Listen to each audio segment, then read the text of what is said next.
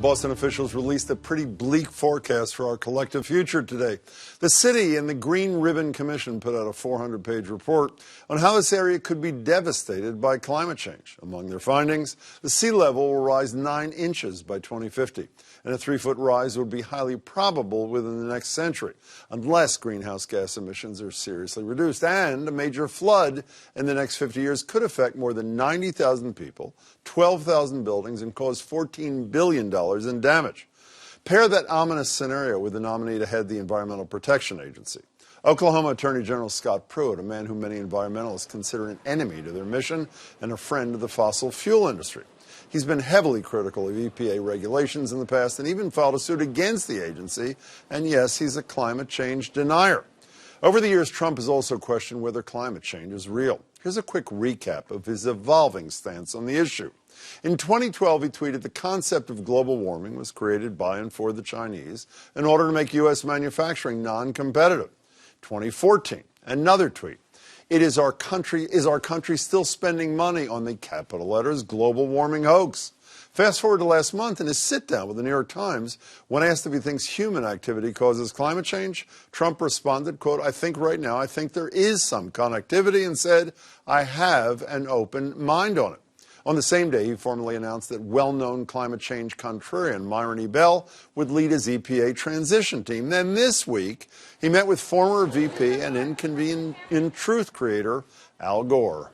I found it an extremely interesting conversation, and to be continued. And maybe not. Then came the announcement that Pruitt would head up the EPA, followed hours later by Trump meeting with environmental activist Leonardo DiCaprio. Now, you could forgive a person for getting a little lost as to just where the president-elect stands on the issue. Joining me now, Republican Mike Astrew. He served as Commissioner of Social Security under Presidents George W. Bush and President Obama. He's also served on both presidential and gubernatorial transition teams. Mike, good to see you. And Bhaskar Chakravarty, Senior Associate Dean of International Business and Finance at the Fletcher School. A tough pleasure to meet you. Thanks so much for being here. Let me start with you. These most recent appointments, Labor and EPA, a lot of Democrats, a lot of people can't stand Trump or angry about this. But I said to them, what do they expect? Al Gore and Cesar Chavez, they reflect exactly what Trump said during his campaign for the presidency, don't they? Sure, absolutely. He's delivering on at least a large part of his campaign promises. At the same time, he's sitting up there in the tower to a large extent, coming up to speed on what all these issues are about. So he's getting a few opinions from across the aisle a little bit, and that's why you see Al Gore and DiCaprio. Well, that's a pretty charitable interpretation. You think that is what's going on there, that he's seeking to broaden his horizons, to hear from both sides before he makes a choice? I do think that there is a little bit of that, but then he's really enjoying the show, because this is reality show, unfortunately transformed into a presidential transition, and he is loving it. There's a camera right out there at the It's incredible, outside the gold elevators. Yeah, and this has never been done before. President Obama pretty much just met the finalists to, make the offer instead of this, protracted. If I can correct you, it's a faux reality show, and now it's a real reality show. I want to get back to what Bhaskar said about these meetings. I don't know what to make of these things. I don't know if he is trying to broaden his perspective on issues, or if it is all just a show. He invites these people in, their misdirection plays. I mean, you've served on transition teams. I know this is an unconventional one. Is this real, these meetings, or are they an illusion? I think it's a mix of both. I mean, I think it's wrong to look for a unitary explanation. I think there's a lot of different explanations. Transitions are always chaos. This is a very different kind of team. Whose transitions have you worked on? Well, I worked on both Bush transitions, and I worked on the Romney transition and the Cellucci transition. Part of it is for show, to sort of appear presidential by consulting a broad range of people. I think that's perfectly appropriate. Part of it is I think he actually does want to talk to some of these people. But one would argue, some of it is paying off political debts. I mean, there's a whole bunch of reasons. But if you meet with Al Gore and then you pick this Pruitt guy, one would argue you ignore what Al Gore said. He meets with Barack Obama, seemed to be totally seduced by Barack Obama, and then he picks a guy to run Health and Human Services, not to mention the new Labor guy, who both can't stand the Affordable Care Act. But there, I think the criticism of some of the nominees is, it's hyperventilation, and history tells you that that's wrong a lot of the time. So think back to 36 years ago. Who was remember it well. who was the nominee at HHS? Everybody was just Who was it? President was Everett C. Everett Koop, right? And did he Surgeon General. Surgeon Surgeon General, General, right? yeah. And did he meet up to all those horrible left-wing Mr. expectations? Anti-Cigarette. No, I love not him. only Mr. Anti-Cigarette, but the guy that sort of brought people together on the fight against HIV. You know, you had to go back 36 years to find an example. By Well, the I way. just That's no, I'm just going to one okay. that I'm familiar Can you with. tell- how about management style? I mean, people talk, you know, he's the business guy, he brought this business expertise. Yeah. That's one of the reasons people elected Charlie Baker to be governor, one of the reasons a lot of people voted for this guy, Donald Trump, to be president of the United States. Do you learn anything about his business style in this odd transition period? Sure, absolutely. I think, you know, if there's anything that we've got to go by, given how unpredictable he's been, it is, you know, trying to get into the head of a business guy and the kind of business he's run for his entire career, which is real estate. If you think about what are the key elements of real estate, I don't think it's location, location, location. It's location, timing, and tactics. And to a large extent, some of that is playing out in practically each one of his conversations and, you know, the process of the transition. Well, location, timing, and tactics. Is that what you said? Okay, I want you to apply his theory, location, timing, and tactics, to this scenario for Mitt Romney. This is the Mitt Romney saga. Here's the tour of recent history. It's courtesy of the Boston Globe. November 16th, Romney to meet with Trump after being one of his most outspoken critics for the entire campaign. November 19th, Mitt Romney is serious candidate for Secretary of State. November 26th, Trump aide, that's of course Kellyanne Conway, rips possible Romney nod. November 29th, the two meet again as aides squabble. December 1st, 4 candidates remain, including Romney, who's said to be in serious talks.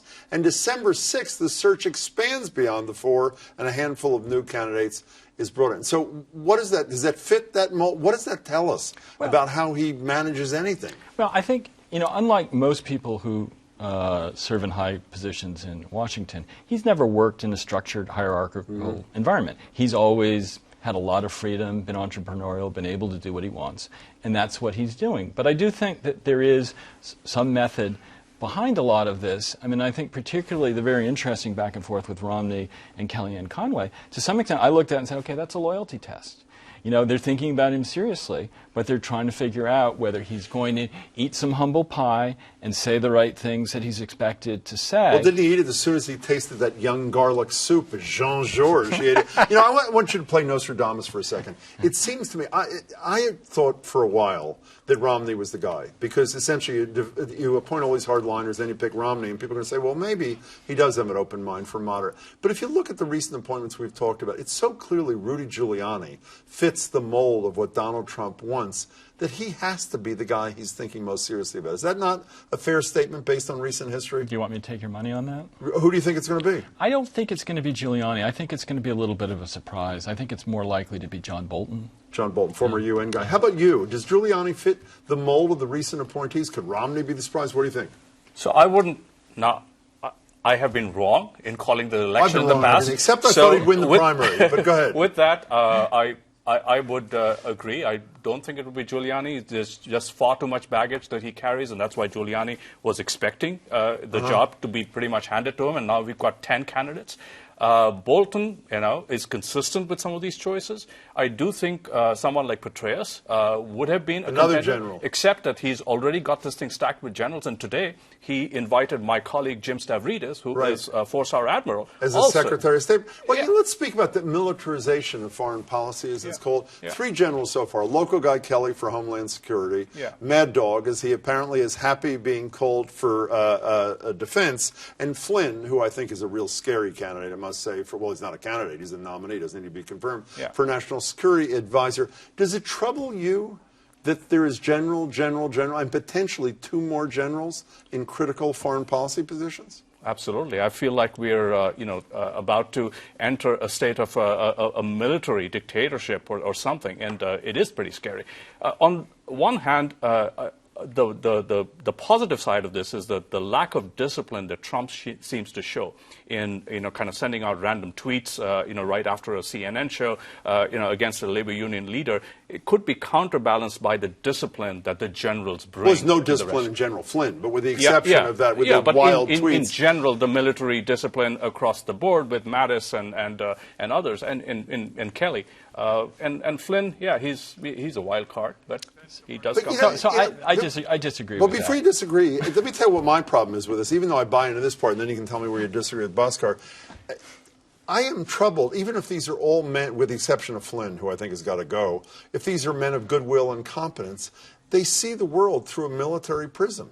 I mean, even if they're civilians now, doesn't that trouble you a bit, or no? Not at all. Why not? Because I think if you've dedicated your life to protecting this country through the military, that should not be disqualifying for other public service. Not one, maybe not two, but three, four, five? Well, so, I mean, look at the Obama administration. I mean, there was a very strong similarity of profile and a very limited perspective in that administration, and nobody cared. Where? What are you talking about? Well, there was nobody who had ever run a business, for instance, anywhere in the cabinet or anywhere high up in the White House. They were clueless, and this is one of the reasons why the election went the way it did. How does that relate to essentially having a militarization of your whole I'm just foreign saying. policy? I'm just saying. You know, you have monolithic administrations in the past, and no one's cared. To have 2, 3 generals serving in senior, that doesn't bother me in the least. Okay, before you go, is he feeding the swamp or is he draining the swamp so far, Mike Astro?